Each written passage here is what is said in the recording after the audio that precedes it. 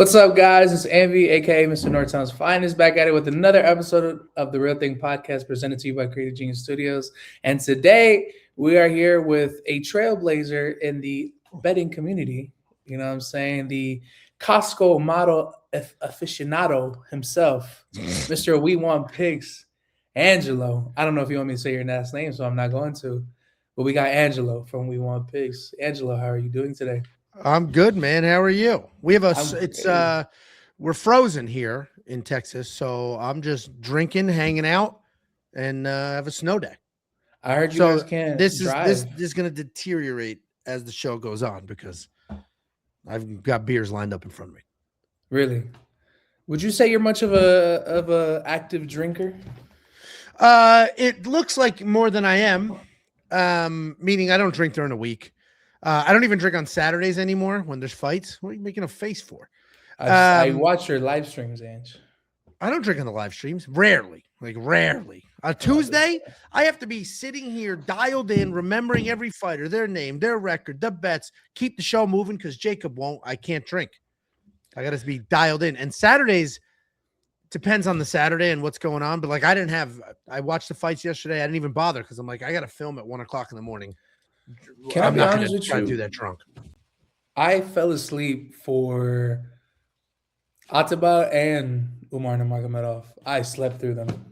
Both. You're in Pacific time. That's like 4 o'clock in the afternoon. You're falling asleep. I know. I was not even 4 o'clock. That was like 3. It was 4. I think it was 4. Ataba was the third fight of the night. The card started at 2 o'clock your time.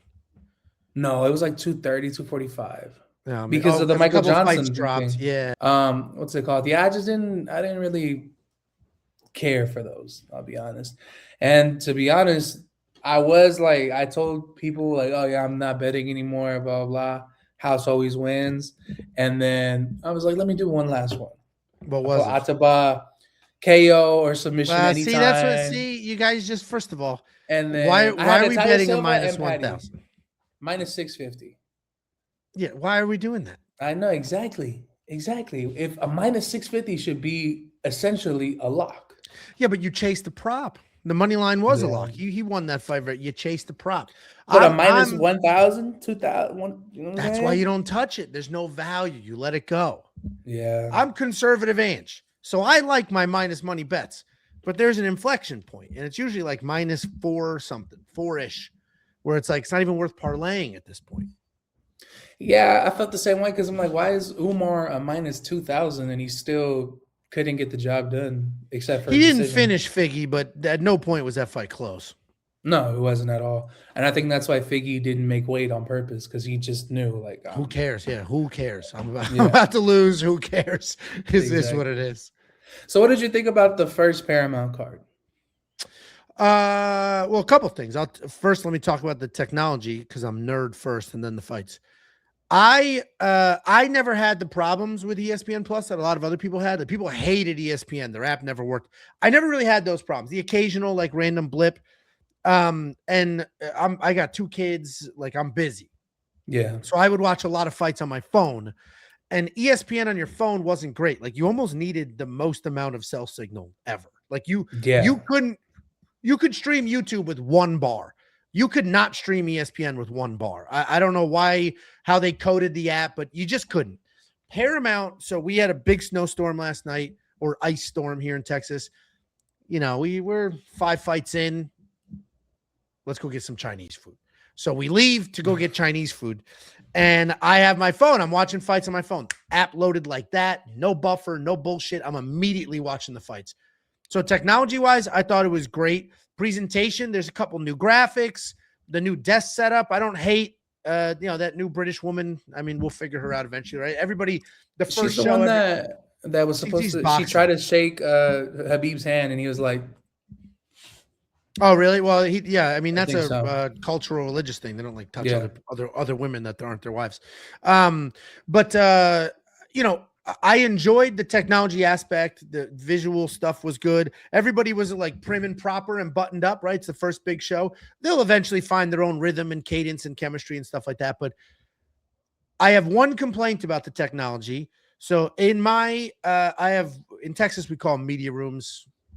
whatever. In the Northeast, it would just be a basement. Okay. I have my TV, a big TV in the middle in this room, one TV on each side. So 3 TVs. Then I got a bunch of TVs up top that do their own thing.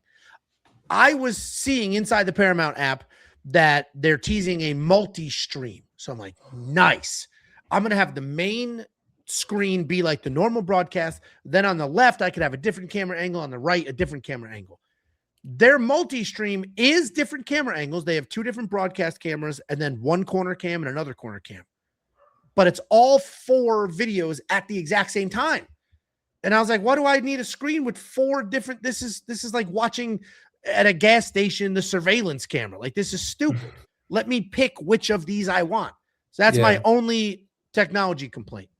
Did you hate ESPN? Were you an anti-ESPN guy, or everything worked for you? It worked out. It was just some things that I wish I would have wanted. Sometimes, I'd be watching a fight, something comes up, and I have to leave. Sometimes it would save where I was. Sometimes it wouldn't. So that's just my ESPN you're talking about? Yeah. It was. I know it did save it, but not all the time. Sure. I think sometimes, especially towards the end, it was a little harder to find the events. Like, I could tell, like, oh, this deal is already going sour, so let's push it down. And the UFC during football season and playoffs is the least. They don't give a shit. It's the redheaded stepchild. Where on Paramount, the Taylor Sheridan shows are king, like Yellowstone and Tulsa King and all that stuff. Yeah, and right behind it's got to be UFC. They spent $7 billion on it. Yeah, I like that they did a whole ad like, this is all that we have. Like, we have this, we have that, we have this, we have that. I thought that was pretty genius. But as far as ESPN, I mean, it was cool. It was solid. It did what it was supposed to. I hope in the future Paramount kind of has that whole breakdown of each fighter, like, where I could see all their last fight center previous fights. Yeah. Yeah, they probably won't, because ESPN still has that. That wasn't part of the UFC deal. That's just ESPN being a sports network. So Paramount's not. Paramount probably won't do that. But as far as delivering the content efficiently and quickly, and hopefully we get 4K, which I don't think last night was 4K. Hopefully we get 4K. No. Hopefully we get to choose the multi-stream. But what I think they did was they're like, listen, we don't know how many people are going to watch this shit. And we've never done a live stream at this scale before. We don't want Mike Tyson, Jake Paul problems. No. So let's just scale it. Let's just make it work. And it worked. So I loved it. And then the card itself, entertainment-wise, I thought it was a good card. We obviously lost 3 fights. We lost the Kayla Harrison fight like a month ago. No, not even 2 weeks ago. Yeah. We lost the Alex Hernandez fight for suspicious betting line movement. And then Cameron Smotherman nosedive. So we lost 3 fights, but I think the fights we got were good. What did you think about that Alex Hernandez and Michael Johnson situation? The line is definitely suspicious. So, if you're watching this and you watch because AnVe talks about music, I'm not the guest for you. If you care about fights, but don't know how it all works, the sports books will establish a line. They'll say this fighter probably wins, this fighter probably loses, and here's what those odds are. The odds for that fight were pretty much the same for like a month and a half since they came out. They were pretty much the same, a little up, down, nothing crazy. And then after weigh-ins, and weigh-ins were very normal. Everybody made weight. Everybody looked good. No issues. After weigh-ins, all of a sudden, the line completely flips. And the guy that was a 2-1 favorite for a month and a half, all of a sudden is the underdog, and a ridiculous amount of money and bets came in. And that's when literally the government flags it. Like, there's monitoring services that flag suspicious gambling activity. It got flagged. They're like, this is not normal based off of, forever worth of data. This is not normal. Nothing happened. It's not like he missed weight. If he missed weight, it would have been normal. If he looked like shit on the scale, would have been nothing happened. Yeah. So then they reached out to the UFC. The UFC said, we've been down this road before. It's not good. Just pull the fight entirely. Maybe something's going on. Maybe not. Like, maybe some dude with millions of dollars just placed a bunch of huge bets that screwed the whole lineup.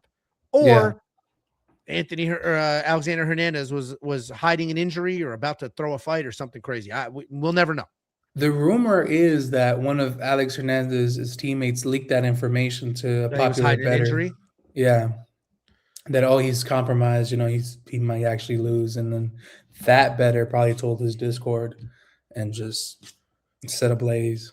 That would be best case scenario, right? Because then at that point, nothing sketchy's happening. Yeah. Like, you know what I mean? Like, he's hurt, but it's a lot of money and he doesn't want to let people down, so he's going to fight anyway. And that's not suspicious. The last thing you want to hear is somebody's, throwing a fight. Yeah. Like Isaac Togarrian, allegedly. Allegedly.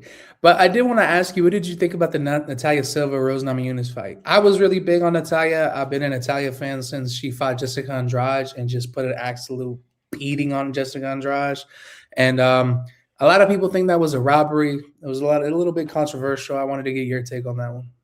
Well, first I'll say people use the word robbery like crazy.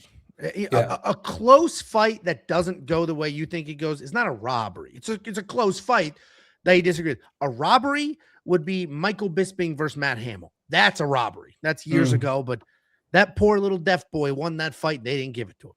I thought Natalia Silva and Rose Namajunas was definitely a close fight. The second round, I think we both agree. Second round, clearly Rose's round, right? Yeah. Third round, clearly Natalia Silva's round, right? So the only debate anybody has, regardless of if you agree or disagree with the decision, is the first round. Nothing happened in the first round. It was an insanely close first round. Let me look at the stats. I haven't done this yet, so I might make myself look stupid. If I take a look at the stats with Natalia Silva, Rose Namajunas, specifically in the first round, razor thin. Natalia Silva landed 15 significant strikes of 44. Rose Namajunas landed 13 of 39. Rose Namajunas attempted one takedown, didn't get it. Outside of that, this fight was dead even. I actually agreed with them scoring the first round for Natalia Silva. Felt like she was moving forward. And literally, I think that was enough because what's the scoring criteria? Damage? There was none. Effective striking? Dead even. Effective grappling? Dead even. Maybe Natalia gets the edge because Rose had a failed takedown attempt. And then the fourth one is octagon control. Natalia Silva was moving forward, felt like she was controlling the octagon. Was it a spectacular performance? Absolutely not. But I do agree with that decision. I was a little embarrassed because I was hyping it up to my friends like, oh, Natalia Silva, she's a dog. I'm telling you, bet on her. And then at the end, I was like, oh, fuck. I was like, what did you think when it started and she was like doing like her Shakira hips for no reason? She was just like wiggling her ass the whole time. And I think it was to fake, to like twitch leg kicks and body kicks. But because everybody knows she has that Taekwondo stance or Taekwondo style of fighting, but it was a little just too, But if you see her she wears videos, full, and it wasn't. Some people were like, "Oh, thirst trap." It's like, dude, she's wearing a full shirt, the long shorts. She's the last person to try. She's not friggin' Tracy Cortez. Yeah. Oh, speaking of Tracy Cortez, in my opinion, that was probably the most annoying thing about the break was the whole Alex Pereira, Tracy Cortez saga. I think that was fake. You think so? Yeah, dude. They post a picture kissing on New Year's Eve, and then 3 days later, it's like, oh, we broke up. I think it was fake. Well, she did post that video. What was the video? She asked Alex, if he's gonna marry her. She asked Alex, are you gonna marry me? And then he was just like, Chama. Yeah. I don't know. I mean, maybe it was 100% real. It just felt because of how quickly it all happened. And like Alex has never posted a picture like that ever. So to do that, like you're in because even when he was with Polyana Viana and the whole world knew, they're not posting pictures like that. They did videos though. There was that video of them practicing grappling in the kitchen. Oh, yeah, but that was also like literal content, meaning that wasn't like us just loving on each other. Look at this happy couple. So I don't know. It felt set up for social media. Like it felt like, hey, it'd be funny if we take this picture. Let's see what happens. Because it ended too fast. It's not like it was months. You don't post that picture and break up 3 days later. That's not something that happens. You gotta when you get off this, go to your iTunes, type in YG, Tooted and Booted. And then you'll learn. Tooted and Booted? Yes. Toot it and boot it. Oh. Like hit it and quit it? Yep. Yep, classic 2009 song, right? 2009 from the West Coast, LA, just classic song. Yeah, but you're not posting pictures of like lovey-dovey Happy New Year for hitting and quitting. You're making all the fake promises in the world to get through the night, and then you get through the night, and then you're done. See, you're not committing to Instagram posts at that level. Sometimes, you got to do it. I promise you. He doesn't have to. He's these top 10 scariest people on the planet. He doesn't have to. I give you that. Let me see. Let's get into it. Well, I think the co-main event was pretty just one-sided. I think O'Malley was pretty forward pressuring. But I will say that Are you out of your mind? That was the controversial fight. That was the one. You think so?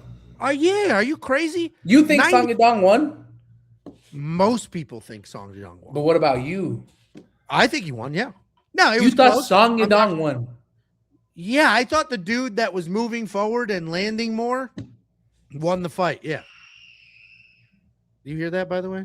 Yeah. That's me in about... How old are your kids? 9 and 7. And then there's other kids 7 here. Years? There's kids that are not mine are here too. So okay. Why, she's pregnant? No. I have a 2-year-old. She's about to turn 3 in 2 months. Yeah. No. They get louder. I don't know. I know. I'm learning. It's just girl screams all day. Yeah, my daughter, she's terrible twos. And what is it called? 3-nager? Have you tried shaking her? No, and that's a pretty good method. I've heard instant results. Yeah. They quiet right up. A good shaking. Insane. But yeah, I think so too. I did notice Song Yadong's leg kicks were pretty effective throughout the fight. I think at some point it made Sean a little bit immobile. But other than that, I still thought that Sean clearly won that fight. Here, let's look at the stats on this fight. These stats don't support my theory, so I'm not going to look at it. I think Song won. Song also had 3 takedowns and 2 minutes of control time, and the striking was actually dead even. What am I using? What do you think I'm using? Maybe Tapology or something? Am I the owner of Tapology? No, I don't know. No, I'm talking about like you guys count stats like that? Yeah, no shit. The data analyzer, my man. Really? Yes, really. I never used it like that. Wow. Yeah, the tools. It tells you like, oh, round 1 they did this, round 1 they did this. You can drill into those stats any way that you choose. Wow. It is impressive. I also use UFCstats.com. I use both. It depends what I'm trying to get to. Yeah, I get you. We have better stats. Like if you want to see, for whatever reason, if you and I were debating, we want to see how many strikes somebody landed to the head, then bang, here's the stats, how many landed to the head in wins, in whatever it is. They're all of our data is all of their data and then some, and then we just allow you to filter it. Where UFC stats and some of those other websites are just like, here's a list of information. Well, let's just get through the main event so that way we can talk more about your product and your personal life. Oh, sure. Absolutely. Yeah. I got to plug in the premium, you know what I'm saying? But let's get into the main event. How impressed were you by Justin Gaethje's performance? I thought Justin looked old and slow and soft. I thought he did look noticeable pudgy, and I hated saying that. I was like, he looks fat. Slow. And then I'm just fat as fuck on my couch, just calling a world champion fighter fat. But I was just like, he did not look good. I think that staph infection and the antibiotics really took a toll. Could be, yeah, it could have been those for sure. I felt like neither. All right, let me start with wildly entertaining fight. Incredible fight, super fun, loved watching it, right? Wildly entertaining fight, probably a perfect fight for the Paramount Plus debut. Yeah. It was not a high-level fight. I mean, nobody left that fight being like, oh, the way Justin would faint and Patty. No, they just were throwing, which is at great. At some point, I kept feeling like Patty kept ducking his head into an uppercut. Like, every single time he would move his head, it was just like right into an uppercut. Patty's so hittable. Yeah. First of all, I thought Patty was going to win. And honestly, in so the third round, he could have finished Justin Gaethje in the third round. Mm-hmm. But I just think Patty's insanely hittable. Every single thing.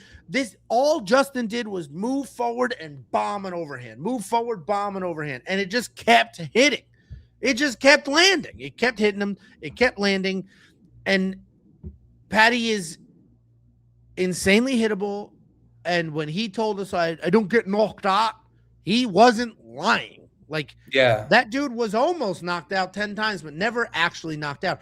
But the flip of that, this isn't me saying Patty sucks. The flip of that is Patty almost finished that fight. Justin Gaethje was getting rocked and wobbled and beaten down. Justin Gaethje, look, I actually thought they both looked like shit for different reasons. Again, wildly entertaining, and they're both very good fighters.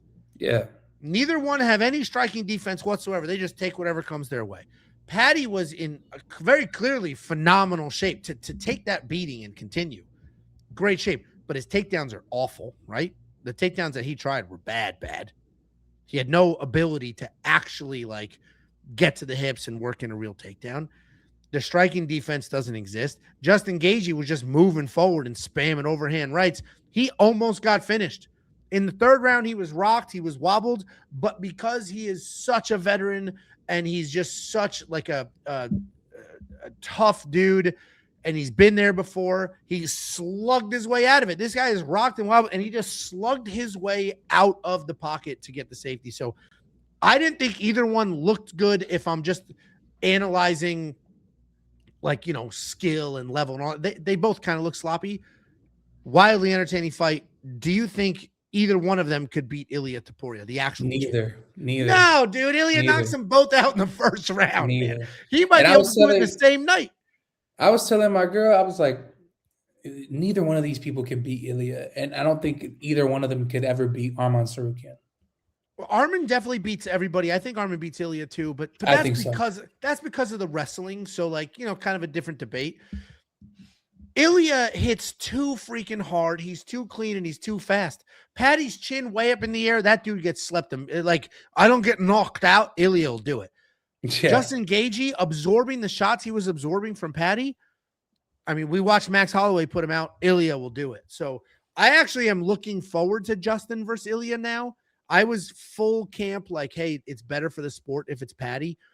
But I know Justin's a dog. We all know he's a dog. I know how tough he is. I know he's a savage.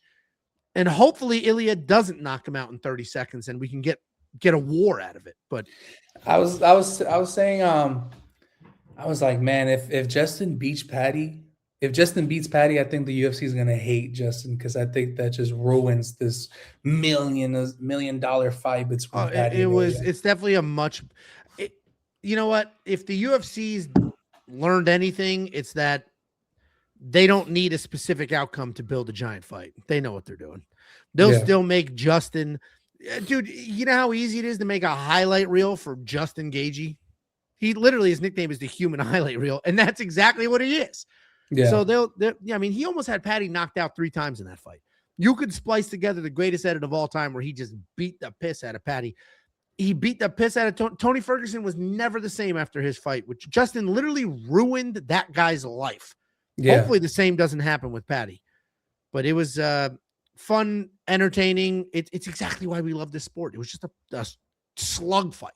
Yeah. I don't need the sweet science in and out to enjoy myself, right? I don't need, that I can just enjoy myself. That was a fun, good old-fashioned firefight, and it was fun, and I'll watch another one. Did you at all subscribe to Joe Rogan's theory that Justin Gaethje broke his hand in that fight? Nah, I mean, well, after he said it, you're like, hey, he's not really throwing it. And then 3 minutes later, he's spamming it. Bombing. He didn't give a shit. So no. I think what happened is after the first round, maybe, or the second round, Justin said to his corner, what did I hurt him with? But it sounded like he said something about like he got hurt, or what did I get hit with? What did he hurt me with? So I think they were just over analyzing that little exchange, because he did just pull that out of nowhere and then stuck with it for a while. And then after Justin threw it 10 more times, he just stopped talking about it. Yeah, I think so too. But for a minute, I was subscribed to it though. I was like, oh, I was counting. I was like, left, left, Once, yeah, left. and it's funny because after he said it, that is what happened for a little while. But a Yeah, couple minutes later, it was just like especially over in and the over and fifth over. round. Yeah, Especially it's in the like, fifth all right, round. yeah, that is fine. All right. Well, let's talk about We Want Picks. You know what I'm saying? How did that come about? How did you decide or come up with the idea of starting just the YouTube channel in the first place? And then when did the website and app come along? So it's weird. There's like two eras for We Want Picks. So I years ago I managed professional fighters. That's where I wrestled my whole life. Then I did jujitsu, and then I was like the smartest person at the jujitsu gym. No offense to the rest of those dummies there. And one of the guys got on the Ultimate Fighter, came off the Ultimate Fighter, and was like, "Hey, I need help like booking fights and stuff, and you're like not an idiot. Can you help me out?" So at like 20 years old, 21, 22, something like that, all of a sudden I'm like trying to manage fighters. And then it turned into something. I had a big stable. We had people in the UFC, all this stuff. And that was called We Want Fights. I don't know how I came up with that name, but I did. I think it was back in the day, there was more fighters than there were promotions. So people were like vying for like, please book me. Where now it's the opposite. Now promotions are desperate to get a fighter. Anyway, 2016, DraftKings Fantasy started doing UFC. So when they started doing that, I started playing DraftKings Fantasy. And then I was like, I was building lineups and learning and stuff like that. So I started a blog, and the blog or it looked like a real website, but it was run by Blogger.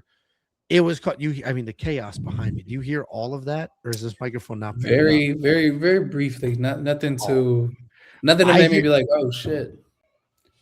There's crying, there's screaming, and then I hear the adults be like, shh. Yeah, it's getting louder. It's getting loud. It's all good. It's all good. It's part of we got kids. So then 2016, DraftKings comes out with UFC Fantasy. I start doing it. And so then that's where We Want Picks started. We Want Picks was me writing who your picks should be for DraftKings Fantasy. And I'm just posting random articles and pictures of lineups and stuff like that. I'm tweeting pictures of lineups. I'm putting on Instagram. 2016. Then I have my oldest, not the one you hear screaming in the background. I have my oldest. She was born in 2016. Life gets the better of you. It's hard to keep up with everything. And it just kind of stopped posting. Then the pandemic comes. During the pandemic, I'm get right back into the DraftKings Fantasy. I'm doing it with Jacob, who's my personal friend in real life long before all of this. I'm doing it with Nick Newell. I'm doing it with Dan. I'm doing it with a bunch of people. We're in a league together. UFC is the only sport back. We're doing it. And I start using YouTube to do research. So, I don't know half these fighters. I've never heard of them before. Do I put in my lineup? Do I not? So I go to YouTube. I search a fighter's name. And videos start coming up about, breakdowns and predictions, and fight night picks came up. You know who they are? No. Couple of Canadians, two Canadian brothers, and they did what I do. They break down they would break down fights and do predictions. And I think they truly, I could be wrong, I think they invented the whole do a YouTube video predicting fight space. They invented it. We monetized it. And so I started consuming their content, using them. And then there were other people as well. They were just the best at it. Guru was out then, and he was doing fight prediction stuff. There was a couple other people who I think are absolute dork clown shoes. So I'm not going to say their names, and they were doing it. So I would absorb the content, build lineups. And during COVID, I've never created videos at this point. I've never made content. And during COVID, everybody's locked up. Everybody's home.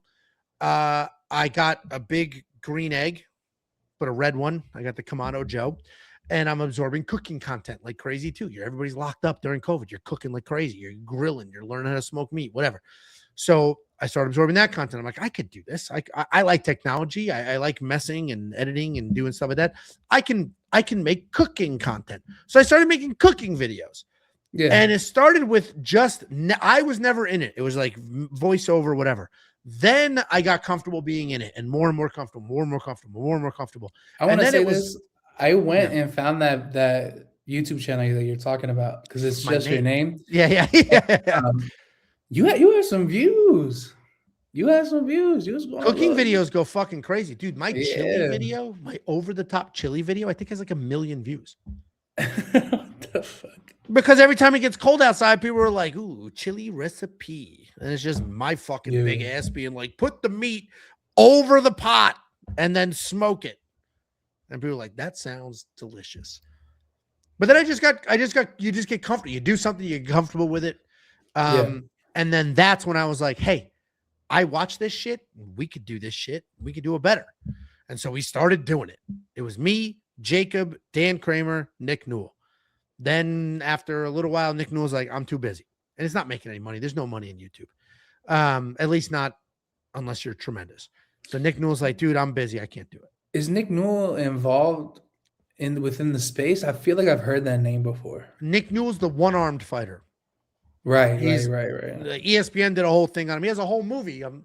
Notorious Nick. They did a whole movie about him. He was a one-armed fighter. He fought Justin Gaethje. Yeah. And he was beating Justin Gaethje, and Justin illegally kneed him, and then I'm getting a win. But he was one of the fighters I managed, and we were friends in real life. We're both from Connecticut.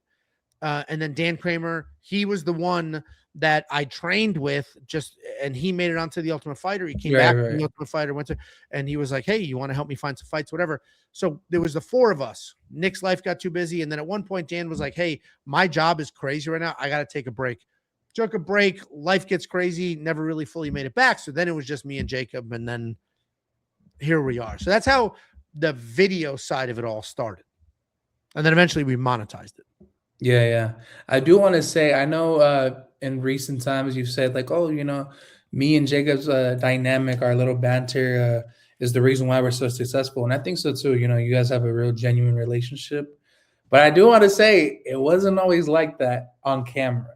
I remember one day I just got really bored and I scrolled all the way back. I was like, let me see where they came from. I want to see the first live stream. When he was prim and proper? Yeah.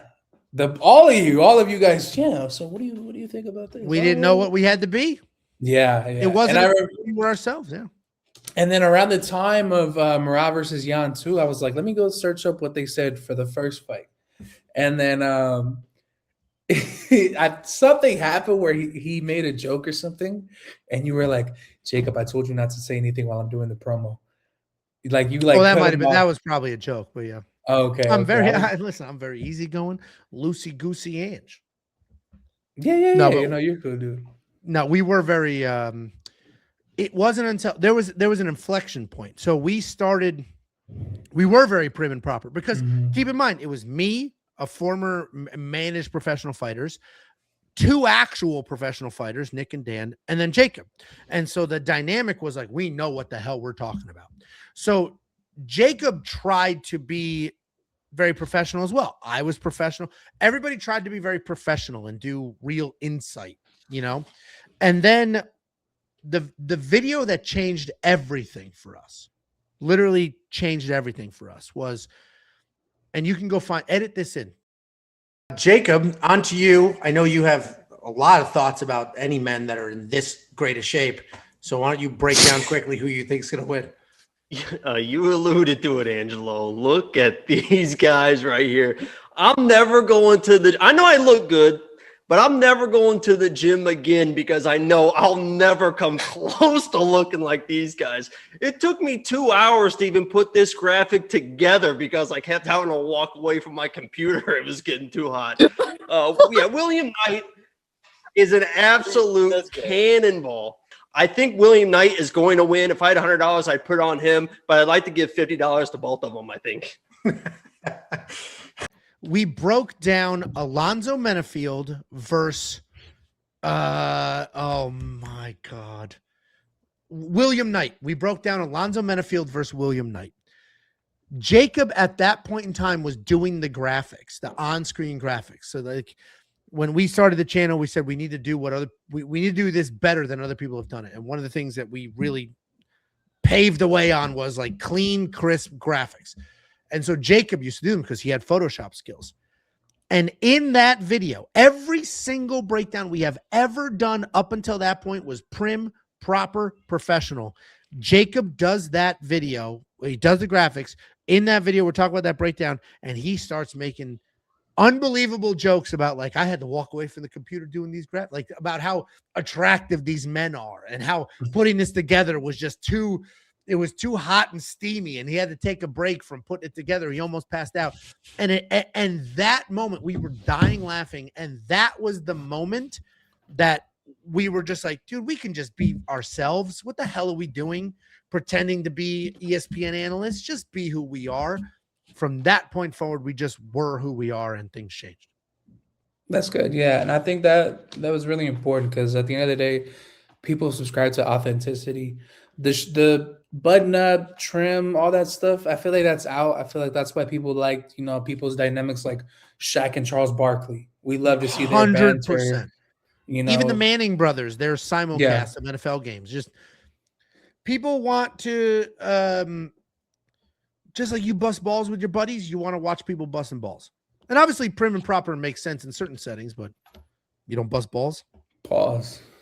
No, I get what you're saying. I get what you're saying. You're not going to pause that. You're not going to turn that into a pause. You said way. You bust balls? Yeah. Everybody knows. You're not going to turn. No, it's not. You're not going to turn that into a pause. No. You are not. I'm going to make this a clip. I'm going to make this a clip. I'm right. You're not going to turn the term busting balls into a pause moment. You say, no way. Okay, I'm busting balls with my friends, cool. But then you're like, people want to see you busting balls. Whoa. No, not whoa. Now you're trying too hard. Nope. All right, we'll have it. We'll have it for the clip. If you're watching this, put down in the comments. There's gonna be a poll. Yes or no. Is the way he said it just now? Pause.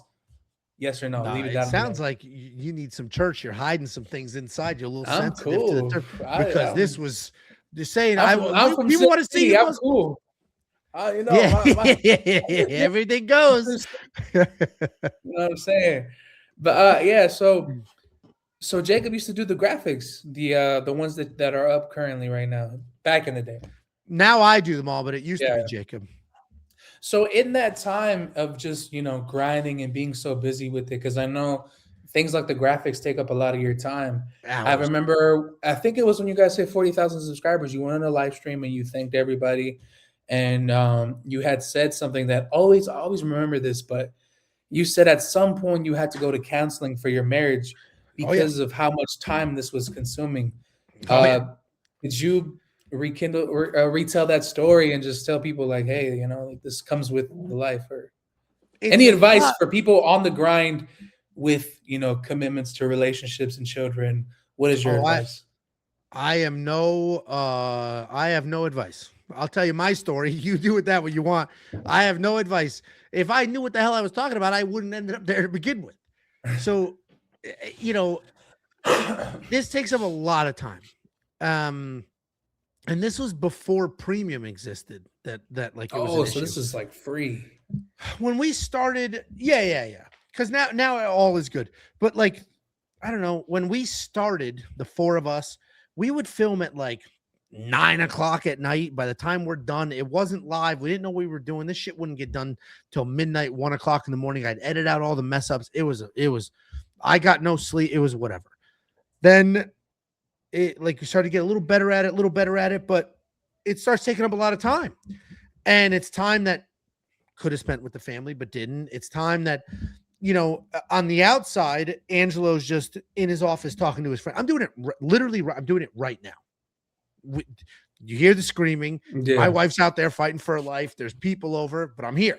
And it's fine because now it pays the bill. Now it pays the bills. And it's a thing where early on, it wasn't a thing.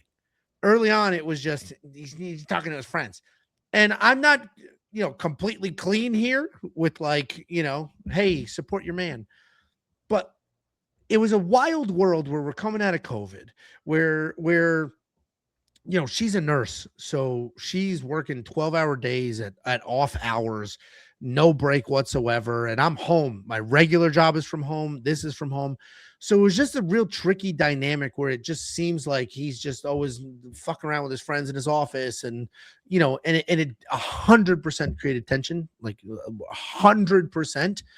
And I guess the only thing I would ever recommend to anybody is communication is everybody's savior.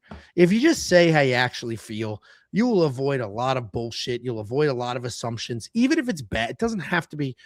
It could be like, hey, honestly, I know when you say this, you don't mean it, but it makes me feel this way. Like, just say how you feel and you'll figure it out from there. But yeah, the amount of time and effort that this takes causes problems. It's going to cause problems for me right now. When I'm done with this, I'll get some shit. Thank God it's a snow day and there's no school tomorrow already, but I'll get some shit. Nah, I feel you. I thank you so much for your time. No, yeah, that wasn't. Not your fault. Don't worry about it. Yeah, I get you. But no, honestly, it is kind of your fault. Well, this is the real thing. We got to, make things happen, And I know at some point, I've heard you say, like, sometimes you'll sneak off and watch a fight on your phone or something, or sometimes you'll be on your phone too much watching the fights, and that'll cause her to be like, what the fuck? I can't. Yeah, and that's tricky too, because I can't. So here's the business. We break down fights, we predict fights, we do all of that. I can control when I do my research. I can control when I do, place my bets and do that stuff. I even started, for the sake of my mental health and like my family life, if I'm known for anything in this space, it's A, looking exactly like Ben Affleck, and B, putting out, I don't know what the fuck we're laughing at, and B, putting out a video every Sunday at 9 a.m. No matter what, that video is coming. Most consistent person this space has ever seen. For my own mental health, I used to film those Sunday videos on Sunday.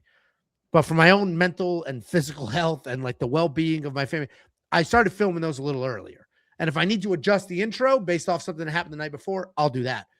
But by doing that, I've freed up some life space, which thankfully, but so I put out that Sunday video. I can control all the variables for the most part of getting that video out, doing my predictions and my research.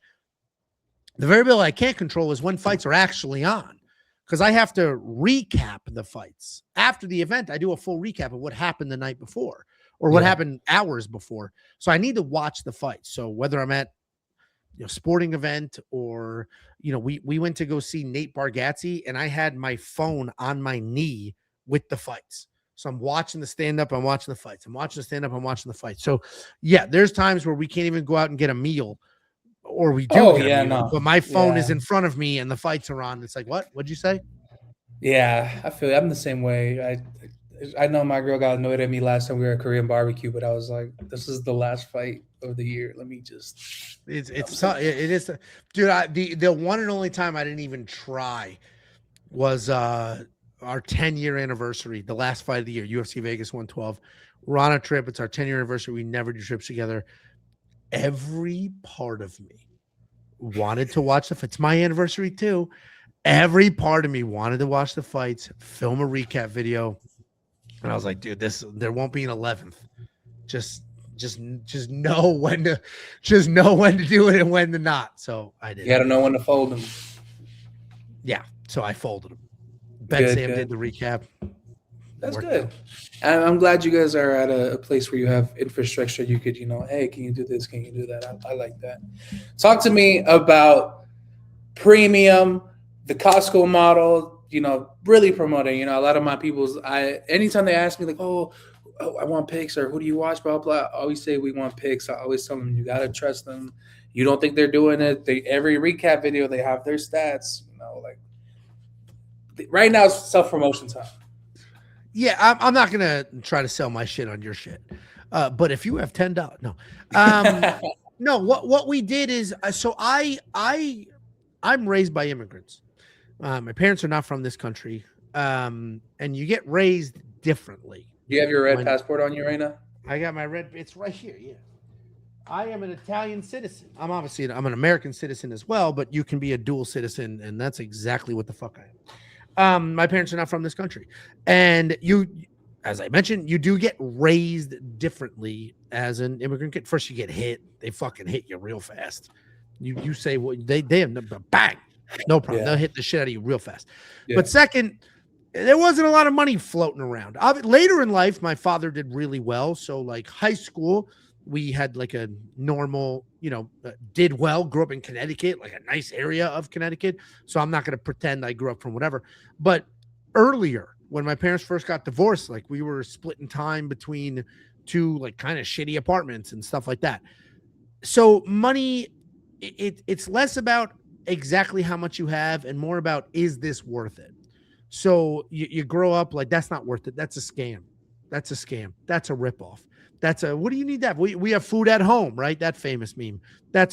So when you grow up with that, it is always like, is this worth it? Is this worth it? I will never buy something for more than $50 without spending 3 hours on YouTube determining if it's worth it or not. Like if I'm buying an electronic, even if it's fucking $50, it's like, whatever review. And then I'm watching the whole thing. So with that in mind and growing up in a Costco house, we were a Costco house when those first started coming out. I was very focused on like, listen, we need to sell something. We're going to monetize this because there's no money in YouTube. People think there's money in YouTube. There's no fucking money in YouTube. We do 500,000 views a month, and the actual YouTube money is like 1,500 to $2,000. And that variable is super chats. So we're like, I don't like that YouTube controls my money, because we were doing YouTube memberships. They have their own membership. And then after that, I was like, I need access to our audience. When they're a YouTube member, we don't have their email address. We don't have all we can do is post things. So then I was like, let me make a website where I can, instead of saying, go to this affiliate link, go to that affiliate link, I would say, go to my website and there's an affiliate link there. So now I'm driving you to my site over and over and over. And the first iteration of premium membership, which is what we offer, it's $10 a month. It's everything you could ever need. The first iteration of premium membership was just, hey, you don't have time to watch all these videos. I'll list all of our picks and I'll list all of our bets. Just convenience. You're paying for convenience. Then we added and added and added and added. And every time we added, it was keep it at $10. Keep it at, I want this to be the most undeniable value that has ever existed.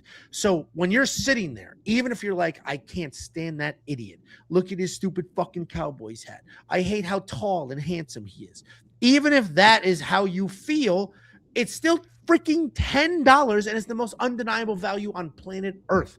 Period. End of story. We have things that are being offered, like the Saber Sim. The fight simulator, they charge $300 a month. 300. We're 10. And we could absolutely charge more, but you keep it at 10, you stick with it at 10. And there's notably two businesses that operate that way. And that's what I'm going to be forever. One is Arizona Iced Tea. You know Arizona Iced Tea? Yeah, of course. Shit's been a fucking $1 since I was in elementary school. Since I was in elementary school, it's $1. Damn. It's still $1. Damn. You're not going to Kevin Hart me. No, I'm just. Continue. So I didn't. Back then, $1 was that was expensive. Yeah. Now it's 8 cents. But and Costco has the $1.50 hot dog. It's $1.50 for a fucking giant hot dog and a fucking drink. And it's been that they lose money on it. They're like, we're never changing. And their rotisserie chicken's $4.99.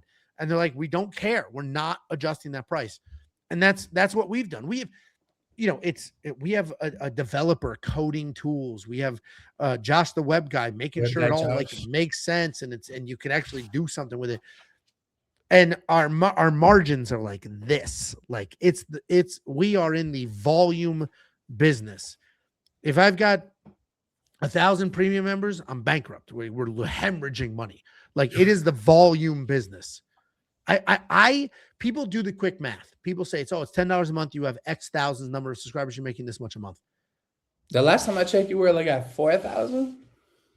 Yeah, we say over 4,000. So we lost a bunch between the break, right?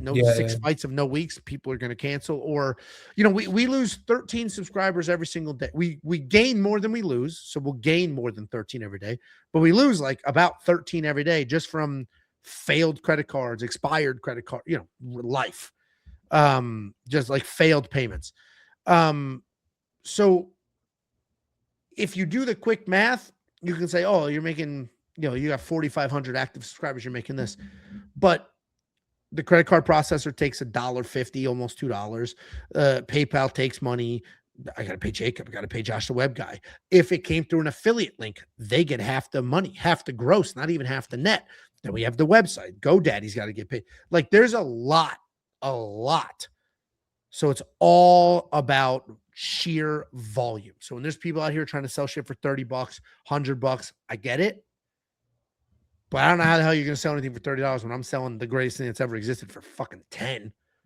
But it's who's this new guy you guys just added? I've never heard of him, but I could see you're really excited about. Yeah, Kunith. Oh, Kunith is great.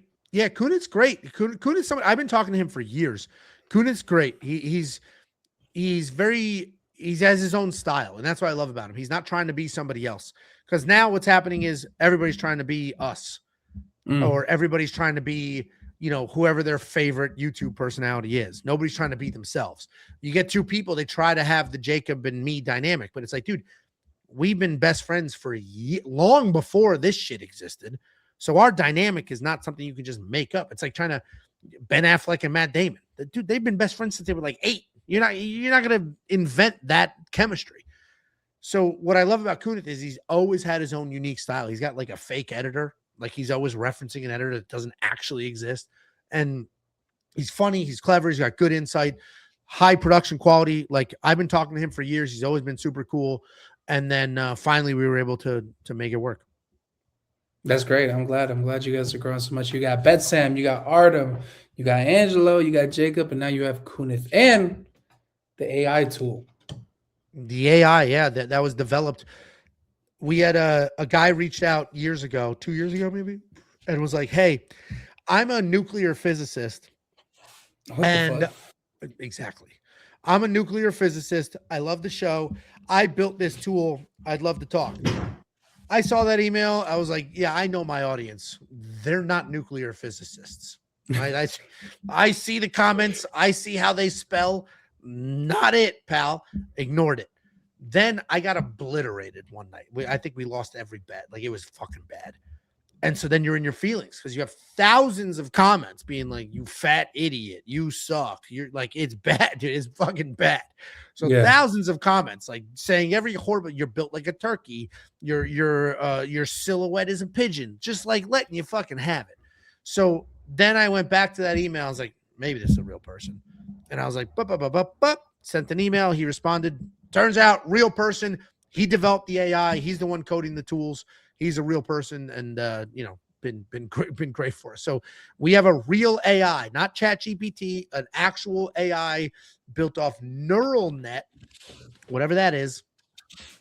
And, I think it's like some Elon Musk thing. I don't know. I'm not even going to pretend to know. It knows everything except the odds. He doesn't put odds into it because the odds would influence it. It has biometrics, grappling stats, striking stats. How often UFC, it has everything it needs and it just learns. And then he gives it the results and then it learns and then spits out the next week. Wow. Well, I'm so proud of you. Glad of everything you're doing. Glad to be a member of this. Before we head out, I do want to get into some quick topics. We'll do just as fast as we can. Just some light, quick topics. How do you feel about ICE in America today? You said your parents are immigrants, right? Let me ask you something real quick. Let's get into some quick picks. I know you guys are going to do your breakdown and everything. Probably just do this just for engagement. But I got you. What do you think about Rafael Fiziev versus Mauricio Rufy? It's a little tricky because we know how talented Mauricio can be, right? We've seen him be talented. I've also seen him be broken. And once you see somebody break, you have to assume they'll break again. We watched Derek Lewis quit. Derek Lewis quit at UFC 324. He quit. But we've seen it before. And Paramount got more views than a normal pay-per-view. So I got more texts than a normal event would get. And I got a bunch of texts about him quitting. Yeah. And it's like, but he quits. Like this, this is who predicted that? Fight, but he quits. Who? Matty Betts. I like Matty and I were supposed to film on Thursday together, but he's like, hey, I'm going to be in Vegas. I'll film from my room. I was like, dude, you're not filming from your fucking room. Enjoy Vegas. We'll film when you're back. Relax. But I like Matty Betts a lot. He predicted that very, very boldly. Like, I think he was with your favorite fighter of all time, Grant Dawson, and then he was also with Grant Dawson's boring as fuck. Who's that guy that got knocked out? Or that knocked who's the other dude? Cody Durden? Cody Durden, the flyweight? Yeah. He was with them, and then he lives in Atlanta. They both said, Grant and Cody both said that Derek Lewis is going to win that, and Matty was like, nah, I think it's going to be Waldo because, if Derek doesn't get you within the first round, like he quits.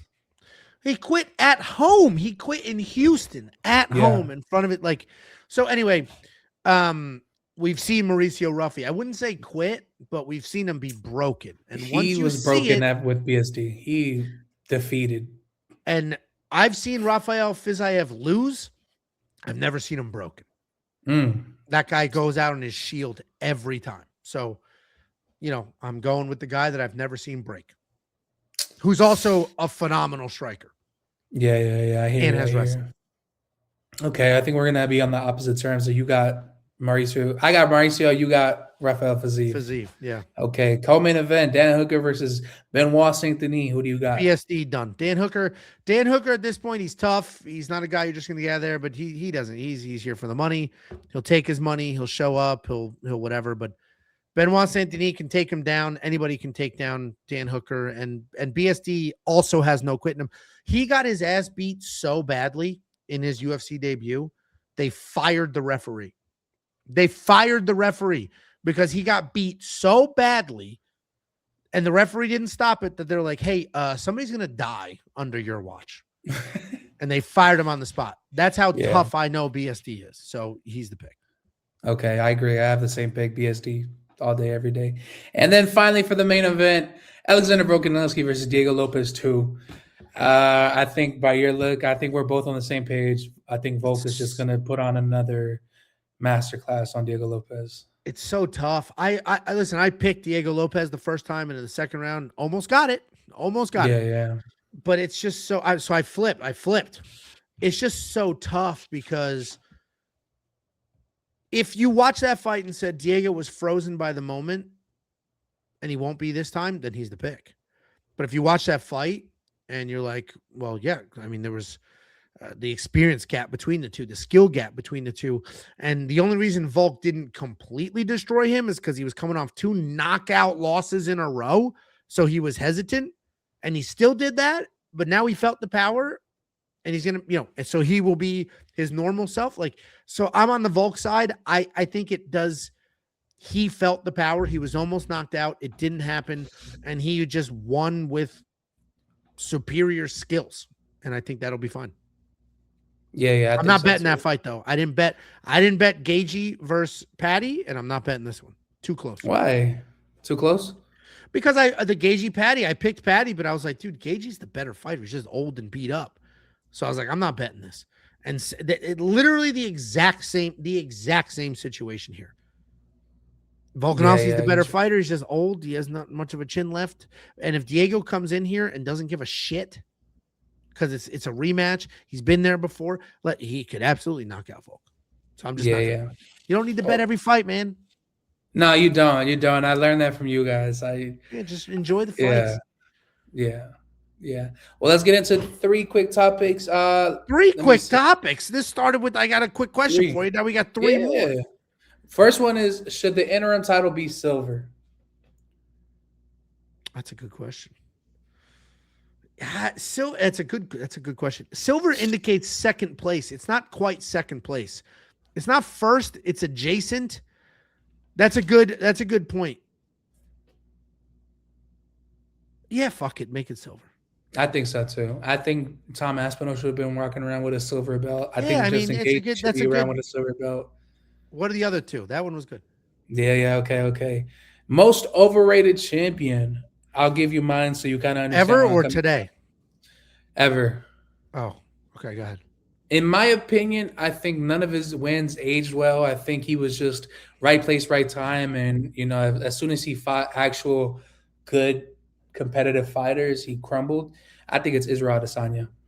You're a fucking hater, I think it's weirdo. Israel That's the dumbest Adesanya. shit I've ever heard in my fucking life. I'm That's the telling you. dumbest. That is such a bad take, dude. No, That dude, he was no, defending his belt. I don't even like the guy. He's the cringiest against dude in the Marvin planet. Vettori. Yeah, when he was good. You can't look at somebody 5 Paulo years after their Costa. prime. You cannot look at somebody 5 years after their prime and be like, he sucks now. That's not a fair assessment. Was Jared That's not Cannonier fair. ever a championship caliber? Ever? How about when he beat Sean Strickland? Yeah, he wasn't good then? Yeah, you're just going to say some stupid shit. Israel Adesanya is objectively the worst answer you could have possibly had for this. If you're talking about worst champion of all time, you got to go with somebody who never defended the belt. That's I said step overrated, not worst. I'm talking about like, oh, Overrated, he was fine. I feel like he's overrated. Okay, fine. You still there's a much better argument for Sean Strickland than the guy won the belt off. He just wasn't a good champion. That's just a bad champion. I'm talking about overrated. Like everybody praises his champion, but when you look at their resume, you're like, eh. I mean, it'll. There's a lot of champions. There's a lot of weight classes. Izzy is not it. That's certainly not the person. Michael Bisping. Michael Bisping's a better answer. Okay. Yeah, I'll give you that. So you're going with Bisping.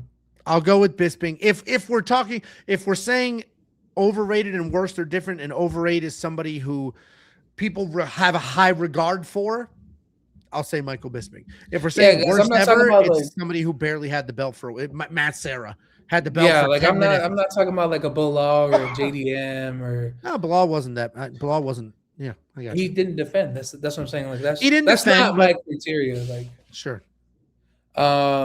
But I just think none of his wins really aged well. Like that's crazy, opinion. dude. Like, he defended the belt. Marvin Vettori, Paulo Costa, Jared Cannonier. Jared Cannonier just lost to a welterweight in MVP. He's 40. You're going like, dude, you cannot compare a 40-year-old to what they were 5 years ago. Like that's Robert crazy. Whittaker was never that good. I gotta go. Robert Whittaker was my internet. If you're not fighting a fucking first of all, Robert Whittaker was also never an undisputed champion. He was an interim champion. Second of all, Robert Whittaker was that good. He has beaten everybody. He's beaten everybody. Everybody Robert Whittaker fights, he beats, and if he loses to them, they end up being a world champion. Okay, yeah, Dricus did become champion. Hamzat. Who's beating Hamzat? Nobody. That's my point. Yeah. Okay. Well, we're at odds right there. You got Bisping. I say Adesanya. That'll probably go viral. We'll see what's up. And then my last question is, who's a celebrity you think you could confidently beat up? I'll fuck most of these people up. Name one and I'll say yes or no. Jason Momoa. Okay, name a smaller one and I'll say yes or no. I don't think he's ever done anything, but the dude's a physical specimen. He is. I wrestled my whole life. Jiu-jitsu my whole life. I'm not small. Who's a celebrity? 50 Cent. Angelo versus 50 Cent. I'll beat up 50 Cent for sure. The hell does he do? He doesn't train anything. I think he does boxing. You know, he was connected with Floyd Mayweather for a long time. Can he defend the takedown? I don't think he could. I don't think 56. Jason Momoa is just there is a point where it's just like you're too fucking big. Pedro Pascal. Yeah, dude, that guy's feminine as hell. Done. Next. Who else we got? Celebrity Pedro Pascal. What the hell? I should have brought a list. I thought you would have been like, dude, most of these guys are small as hell too. You met me in person. I'm 6'3", 260. What about martial arts background? Michael J. White. Oh, not now. Now he's like 65 years old. He's still jacked. Michael J. White is still jacked, bro. Dude, how old is he? I'm Googling it right now. How old? Dude, he is old. He's 58. He's 60 years. No, I don't care. 60. Here, let's 2 years older than you. Let me Google height. He's not small either. That's a good one. But can he defend a takedown? I've wrestled my whole life, dude. This is all I do. That's all I do. If he could defend a takedown, I'm fucked. Tom Hardy. Tom Hardy's a jiu-jitsu black belt. That changes things. Now you're not going to the ground no more. I'm not gonna get submitted. I got my fucking. He just started that shit, dude. I started jiu-jitsu in 2001 when it wasn't cool. So I'm not how old worried. I was in 2001? Were you born? I was one. Gross. Dave The Tom Bautista. Hardy one. That guy's fucking huge. That's a crazy. And a jiu-jitsu practitioner. It doesn't matter. He's fucking tremendous. The size matters. People who think size doesn't matter, that's crazy. Size fucking matters. Especially big versus big, size matters more. Like if I was like this skinny, wiry, bendy, then maybe it wouldn't matter. But like I operate as a large person. So to go against another large person is like, well, I got outlarged. Yeah, well, I think that wraps it up. I think we had a good conversation, and we got a little fun topics at the end. Angelo, thank you so much for doing this. I can't tell you how much appreciative I am, and I hope to see you soon. Thanks for having me. I know I talked way too much, but that's what. That was perfect. A couple of these people love that. So I appreciate it. The people love that. Thank you so much, Angelo. And again, I'm AnVe. This is the Creative Genius Studios. This is the Real Thing Podcast. Special thank you to my friend Angelo from We Want Picks. If you ever want picks on UFC, MMA related, sometimes Artem does, the undercards of like PFL, all this and that. He does all the regional. He's got the regional Rain Man. Yeah, regional Rain Man. Exactly. The Real Thing. We Want Picks. We're out of here. We'll see you guys in the next one.